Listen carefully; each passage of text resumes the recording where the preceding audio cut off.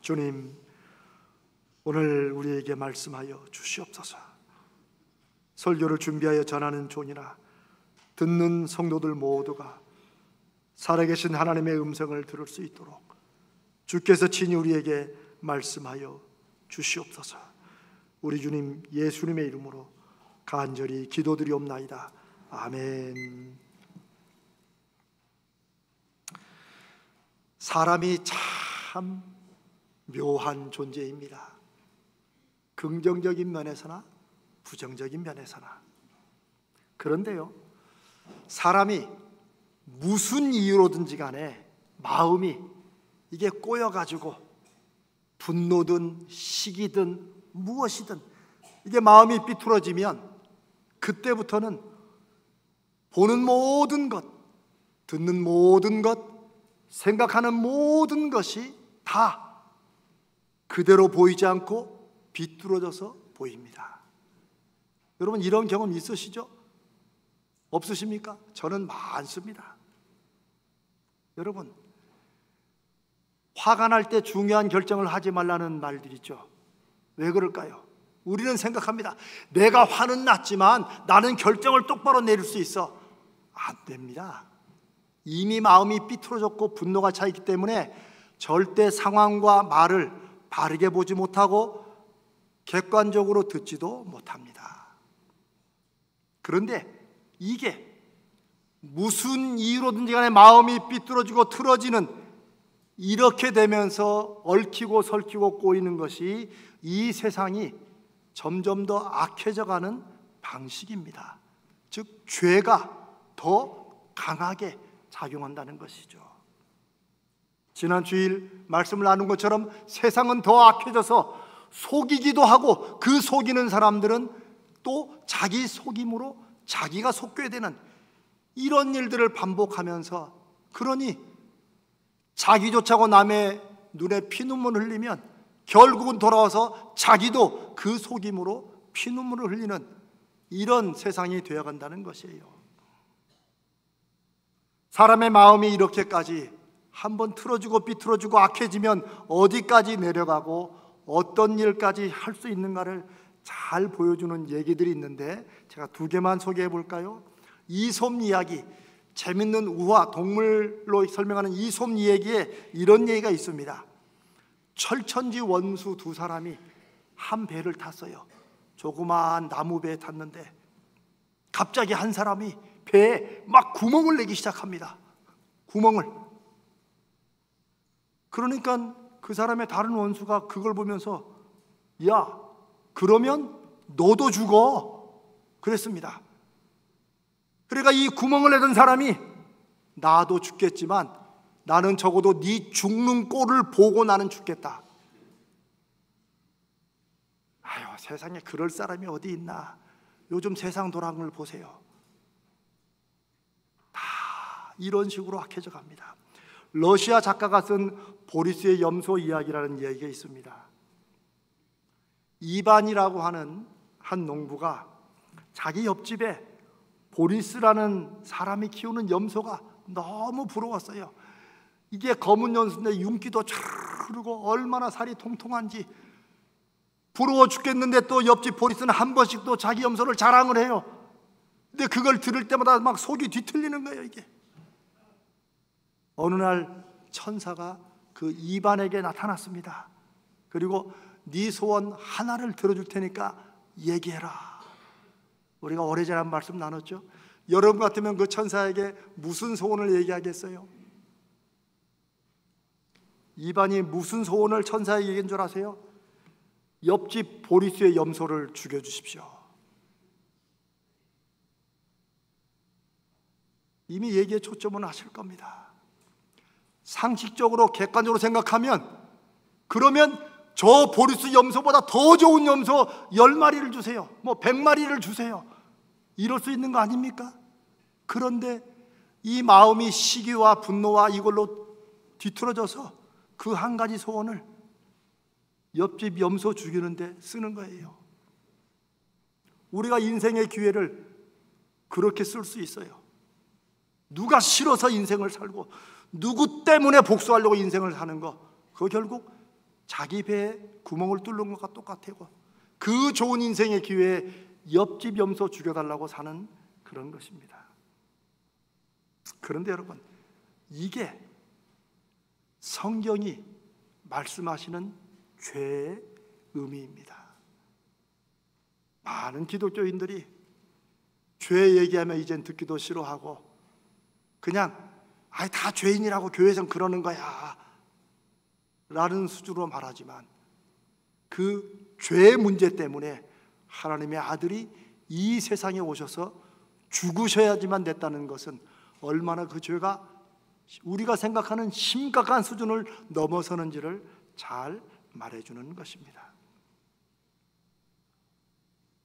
과연 사람은, 아니 다른 사람은 둘째치고 예수 믿는 우리는 이런 죄로 얽히고 설킨 이 악의 쇠사슬, 이 마음이 죄에 엉켜서 나타나는 이런 쇠사슬을 끊을 수 있을까? 정말 우리가 원하고 바라고 기도하는 대로 그런 삶을 살 수 있을까? 여러분 생각해 본 적 있으세요? 바울이라는 분이 그냥 사도 바울로 알고 있지만 이 바울이 강력한 죄의 문제를 자기도 경험했습니다. 하나님을 가장 잘한다고 생각했지만 그 하나님의 이름으로 하나님이 보내신 메시아 예수를 핍박하려고 예수를 믿는 사람들을 죽이러 다녔으니까요. 모른 거죠. 그때는 막 하나님의 이름으로 막 분노에 차가지고 죽이러 다녔으니까. 이것을 자기도 그랬다는 것을 깊이 깨달은 바울이 로마인들에게 보내는 편지에서, 로마서 7장에서 이렇게 고백합니다. 나는 곤고한 사람이로다. 이거는 어찌할 수 없는 사람이구나. 이래도 안 되고 저래도 안 되는 사람이구나 하는 거예요. 누가 이 사망의 몸에서, 이 죄의 쇠사슬에서 나를 건져낼 수 있을까? 그런 바울이 자기가 핍박했던 예수를 도리어 만나게 되고 그분의 구원의 은혜로 드디어 죄에서 해방되는 것이 무엇인가를 경험하고 은혜를 받게 되었습니다. 그래서 로마서 7장에 그 죄로 인해 눌림을 고백한다면 로마서 8장 1절 2절에 우리가 매주일 우리가 참회 기도한 다음에 함께 나누는 그 구절처럼 누구든지 그리스도 예수 안에 있는 사람들은 결코 정죄를 받지 않습니다. 그것은 그리스도 예수 안에 있는 생명의 성령의 법이, 그리스도 예수가 주시는 생명의 성령의 법이 우리를 죄와 죽음의 사슬에서 해방했기 때문입니다 라고 쓰고 있는 이유입니다. 하나님은 예수를 믿는 사람들이 자칫 인생을 지옥으로 만드는, 잘 나가도 한번 뭔가 이게 확 뒤집어지면, 한번 뭔가 귀나 눈으로 들어와서 한번 딱 꼬이면 그 다음부터는 평안한 가정이 지옥으로 되는, 내 마음이 지옥이 되고 나와 만나는 모든 사람을 지옥으로 밀어넣는 것 같은 이런 악독함의 사슬로부터 자유로워지도록 예수님을 우리에게 보내셨습니다. 예수님을 보냈다는 얘기가 그냥 종교의 신화처럼 어떤 사람은 생각할지 모르지만, 이 말은 사람들의 죄에 묶인 사슬이, 이 오랜 죄된 습관이 얼마나 강력했으면 이것을 끊을 수 있는 분은 누가 끊어요? 사람의 결심으로 내가 이제 그렇게 살지 말아야지, 내가 다시는 뭐 각서를 쓰고 천하 없는 짓을 또 합니다.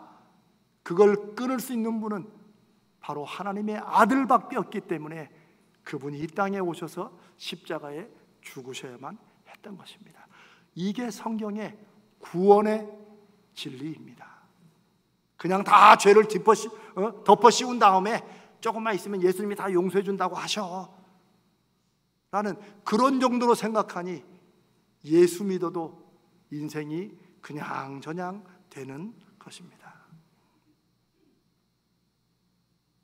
사람의 악한 죄의 본성을 자신의 인생을 통해서 정말 느끼고 확인해 보고 경험해 본 사람들, 고민해 본 사람들이 왜 구원이 진정한 하나님의 선물인지를 알게 됩니다.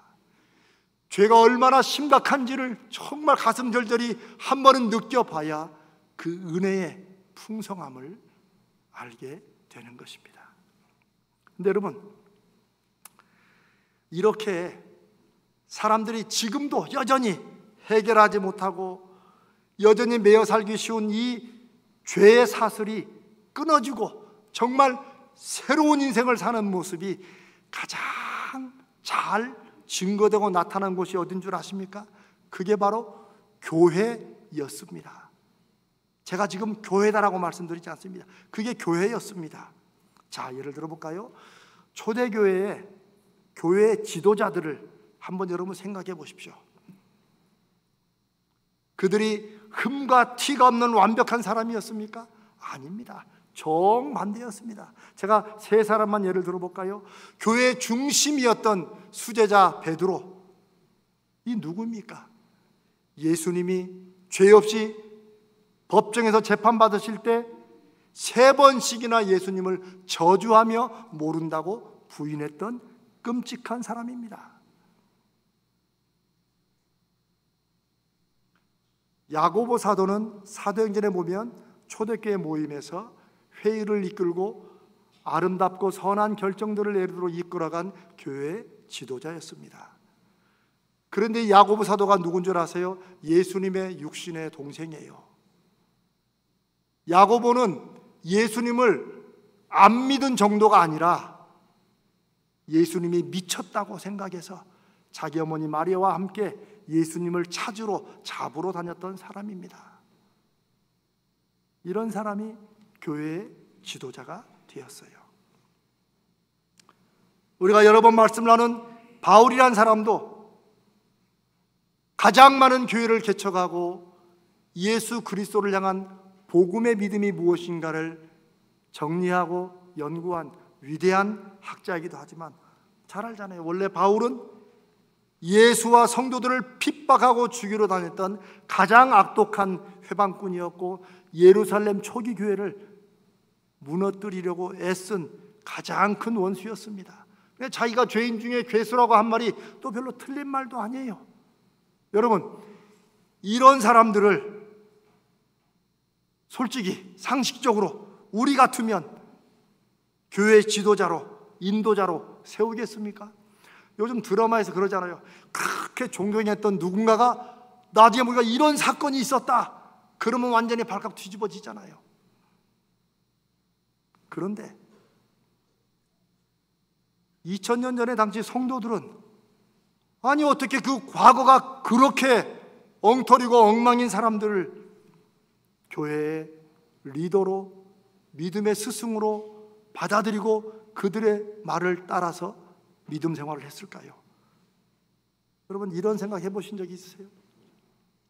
그런 분들이 다 교회에 훌륭하고 정말 중요한 지도자로 세워졌다는 것, 이 사실이 바로 예수 그리스도가 주시는 진리와 복음이 무엇인지, 예수 이름으로 모이는 교회는 어떤 모임인지를 가장 분명하게 증거해 주시는 것입니다.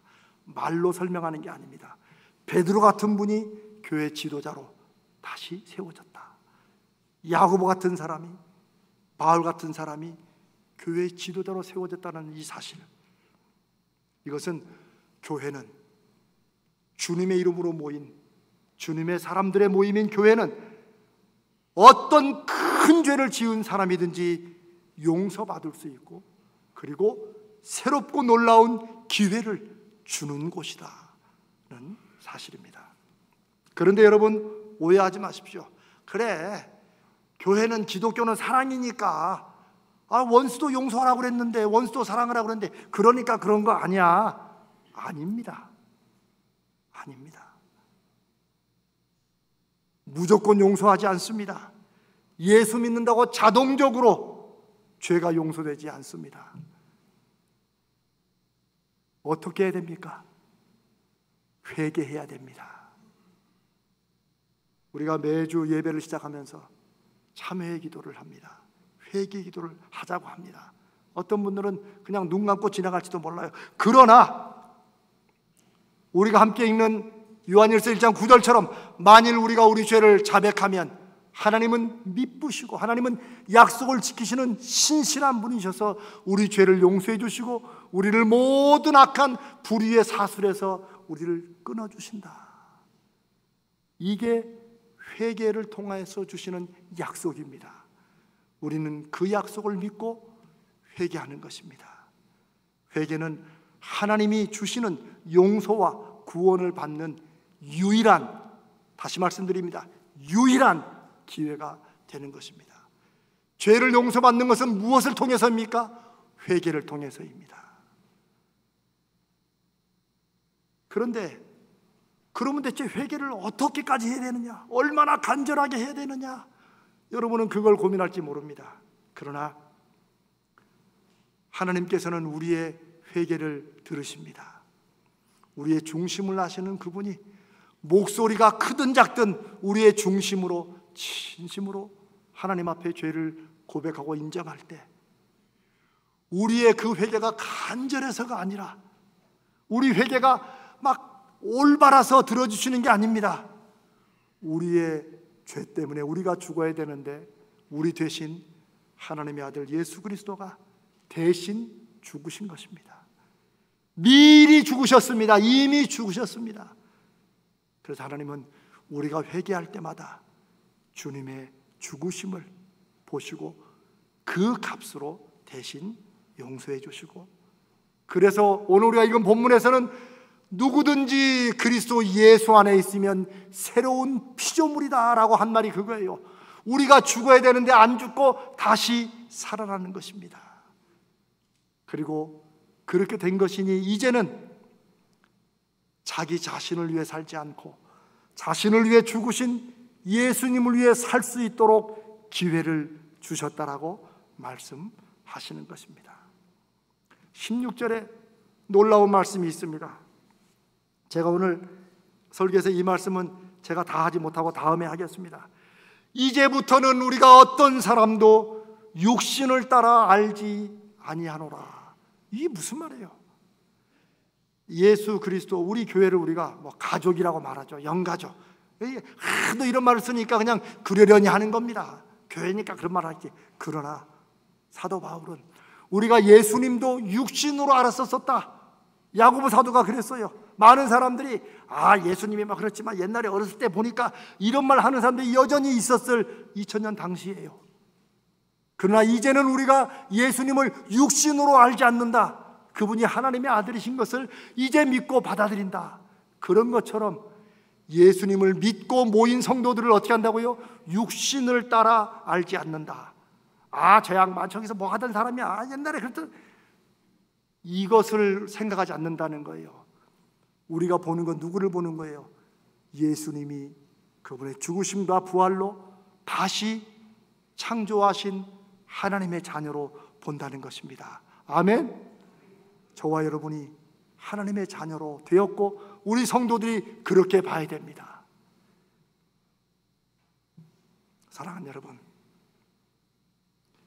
2000년 전 초대교회부터 교회는 누구라도 진정한 회개를 통해 하나님께 죄를 용서받고 죄의 사슬에서 끊어지고 신앙과 삶에 새로운 기회를 얻는 유일한 곳이었습니다. 2000년 전에도 그랬듯이, 그리고 그 교회 역사가 그랬듯이 지금도 앞으로도 교회는 진정한 회개와 값없는 용서와 그리고 새로운 기회를 얻는 그런 곳이 되어야 될 줄로 믿습니다. 교회는 주님 안에서 사람들이 늘 새로운 기회를 얻고 새롭게 인정받고 새롭게 사랑받는 이런 유일한 곳이 되어야 될 줄로 믿습니다. 그렇게 돼야, 그런 게 돼야 우리가 주님 안에서 주님의 눈으로 그 사람들을 볼 수 있어야 우리 교회도 베드로 같은 분이, 야고보 같은 분이, 바울 같은 믿음의 사람이 이 교회에서 다시 새로운 기회를 얻고 생겨날 줄로 믿습니다. 베드로가 처음부터 베드로가 아니고 야고보가 원래는 그런 야고보가 아니었고 바울은 정반대로 갔던 사람을 쓰신 하나님의 섭리를 우리가 오늘 이 시대에 다른 곳은 모르겠지만 우리 교회에서 경험하고 확인하게 되기를 간절히 주님의 이름으로 축복합니다. 세상은 새로운 기회를 그냥 주지 않습니다. 직장마다 뽑을 때 뭘 내러 갑니까? 이력서입니다. 이력서가 뭐예요? 내가 앞으로 이렇게 하겠다가 이력서입니까? 내가 지금까지 이렇게 해왔다가 이력서입니까? 내가 지금 이렇게 해왔다는 거예요. 앞으로 일할 사람들을 뽑는데 합리적이겠죠. 어떻게 해왔는가를 통해서 앞으로 이렇게 될 것이다 라고 예상하고 뽑는 거예요. 근데 그렇게 뽑은 사람들이 다 그렇게 삽니까? 아닙니다. 그렇게 되지 않습니다. 그럼에도 불구하고 그나마도 그렇게 뽑습니다. 예전에 어떻게 했는지, 지금 그런 능력이 지금 여전히 있는지를 보지만, 그러나 주님은, 성경은, 교회는 이 세상의 방식이 아니라 그렇게 설 사람들이면 굳이 예수 믿겠나? 예수 그리스도의 새로운 기회는 무엇입니까? 이력서가 아니라 결단서를 내는 것입니다. 무슨 말이냐? 오늘 읽은 말씀처럼 이전 것은 모두 지나갔다. 그러니 주님 앞에 쓰임받기를 원하시는 분들은 이력서를 내실 필요가 없음을 주님의 이름으로 선포합니다. 이력서를 낼 필요가 없어요. 뭘 냅니까? 결단서를 내는 거예요. 지금 것은 지나갔고 이제부터는 제가 이렇게 하겠습니다. 이렇게 해보겠습니다. 주여 도와주시옵소서. 지금 주님 앞에서 어떤 마음과 결심을 가지고 있는가, 이거 하나만 물으십니다.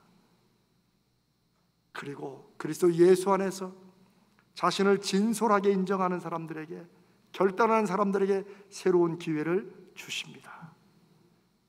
저는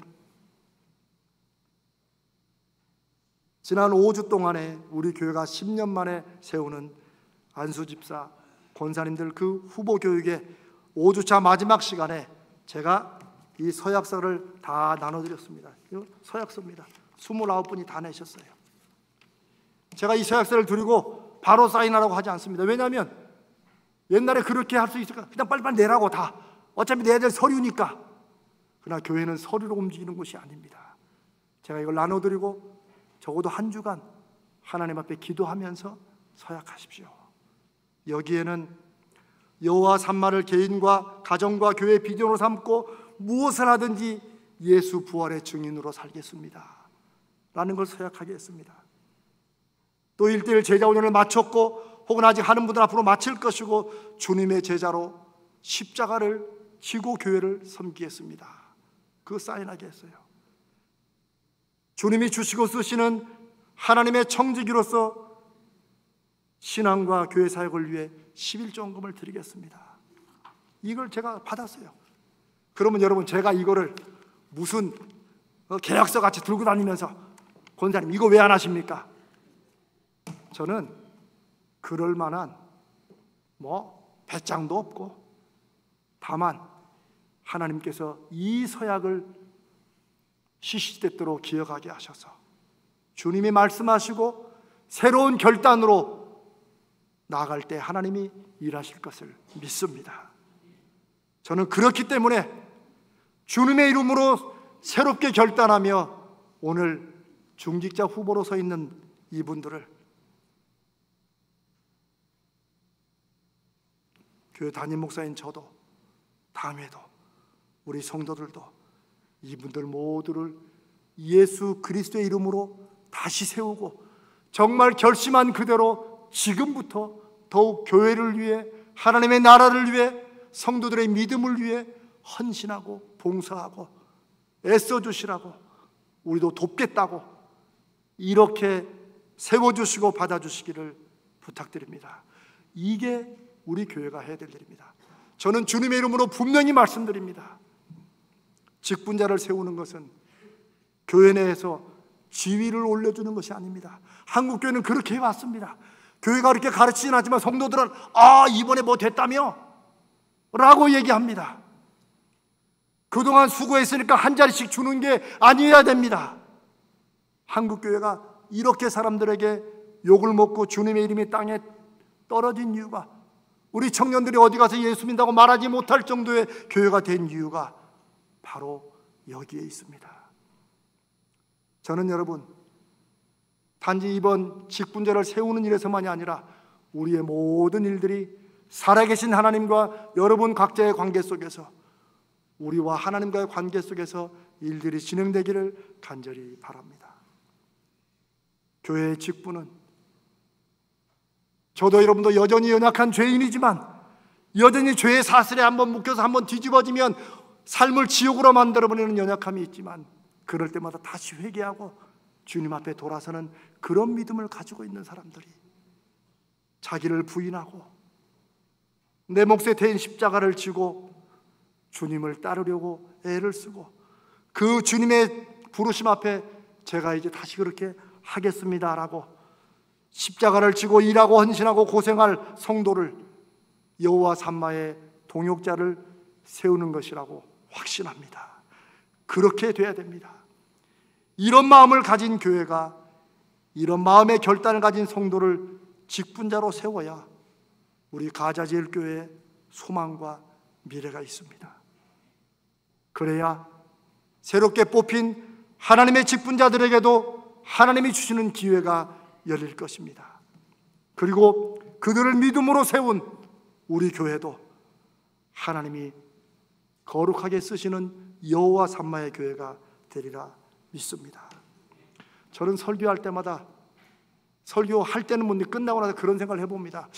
성도들이 이 설교를 들으면서 무슨 생각을 할까? 여러분, 제가 설교를 준비하면서 여호와 삼마가 뭘까를 생각해 보았습니다. 저는 우리 가자지울교회에 온 지 한 2주도 안 되어서 하나님께서 저에게 분명히 주신 어떤 확신 같은 그런 꿈이었습니다. 그게 여호와 삼마였습니다. 근데 저는 한번 여러분들에게 묻고 싶습니다. 여러분들에게 여호와 삼마가 무엇입니까? 좀 말도 낯설죠. 제가 5년 동안 여호와 삼마를 외쳤는데 여러분에게 여호와 삼마는 무엇입니까? 여러분 보시는 이 본당 앞에 히브리어로 써 있는 게 그게 여호와 삼마입니다. 에스겔 48장 35절 마지막 끝에 나타나는 하나님의 역사하심의 약속입니다. 저는 여호와 삼마를 위해서 우리가 막 애쓰고 수고할 그런 목표 사명, 저는 이거 이전에 저는 하나님이 주신 꿈이라고 그렇게 생각합니다. 여러분도 한번 기왕 믿음으로 인생을 사시는 거, 다른 꿈과 목표도 있겠지만 여호와 삼마, 하나님이 함께 계셔서 하나님이 그 인생과 그 가정과 그 교회 그 일에 함께 하셔서 나타나는 다른 역사, 놀라운 증거, 이게 여호와 삼마인데, 하나님은 그렇게 역사하시겠다고 약속하셨고 그 약속을 받는 우리에게는 그 여호와 삼마가 가슴 설레는 꿈이 되었으면 합니다. 제가 뭐 꿈이 되시기를 바랍니다 한들 그게 꿈이 되겠어요? 다만 여러분께 진심으로 부탁드립니다. 기왕 예수 믿고 사는 거, 내 인생에 하나님이 살아계시고 역사하심이 증거되고 확인되는 그런 꿈을, 그런 설레는 꿈을, 그런 가슴 벅찬 증거를 우리가 하나쯤 품고 살아야 되지 않겠습니까? 저는 오늘 이 설교와 우리의 이 직분자 선출을 통해 이 여호와 삼마의 꿈을 향한 여러분 개인과 우리 교회에 새로운 한 걸음을 또 내딛는 그런 계기, 하나님이 우리에게 보여주시는 은혜의 표징이 되시기를 간절히 기도하고 축복합니다. 제가 오늘 말씀에 이 놀라운 선포를 다시 한번 읽겠습니다. 누구든지 그리스도 예수 안에 있으면 새로운 피조물이라. 이전 것은 지나갔으니 보라, 새 것이 되었도다. 이 약속이 이 12월 한 달과 우리 남은 삶에 분명한 증거로 보여주시기를 주님의 이름으로 기도하고 축복합니다.